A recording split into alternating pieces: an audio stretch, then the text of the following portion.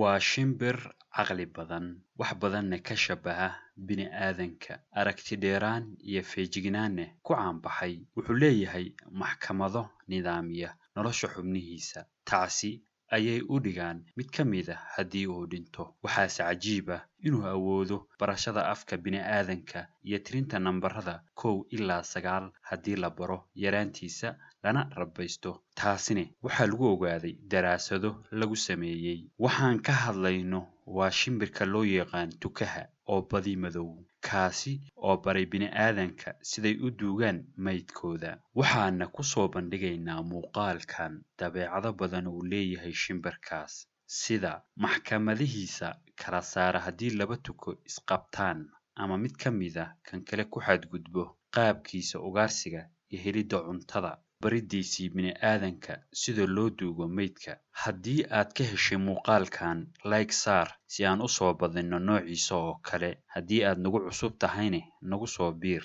Mahadsanidin. Shimbirka tukaha waxaa lagu sheegay Qur'aanka Kariimka ah qisadii Haabiil iyo Qaabiil. Kolkii uu Qaabiil dilay Haabiil, markaas oo Alle subxaanahu wa tacaala u soo diray tuke si uu u tuso siduu u duugi lahaa walaalkii oo uu dilay. Ilaa xilligaana bini'aadanka ayaa markay dhintaan loo duugaa qaabkii uu baray tukuhu Qaabiil. Wixii intaa ka dambeeyeyna waxaa tukaha lagu tiriyaa mid ka mid ah macallimiintii ugu horreysay ee bini'aadanka waxbaray. Marka si gaara loogu fiirsado shimbirka tukaha, wuxuu leeyahay dabeecado badan oo kaga duwan yahay dhammaan shimbiraha kale. Ugu horreyn, haddaan soo qaadano cabsigelintiisa shimbiraha kale, wuxuu caan ku yahay shimbirkan inuu qaylo badan ku dhibo shimbiraha kale, siiba kuwa waaweyn ee ugaarsada sida galayrka iyo dafada oo kale. Haddii ay yimaadaan meel u dhow meelaha ay u taal ugxantu, wuxuu kala hortagaa qaylo daran oo ay dhibsadaan, taasi oo ku kallifta inay isaga fogaadaan aaggaas. Sidoo kale, qaylada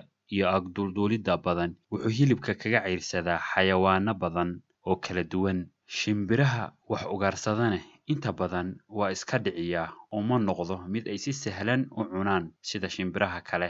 Dhanka kale, cilmi baarisyo lagu sameeyey shimbirka tukaha waxaa lagu ogaaday inuu leeyahay maxkamado cadaalad ka jirto, kuwaas oo la saaro mid kasta oo jabiya xeerarka u yaal ama dembi gala.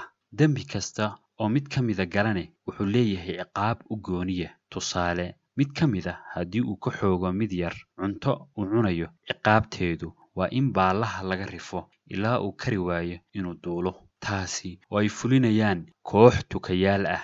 Haddiise mid ka mid ah dhibaato u geysto buulka tuka kale, ciqaabta uu marayo ayaa ah inuu dhiso buul cusub, weliba muddo kooban.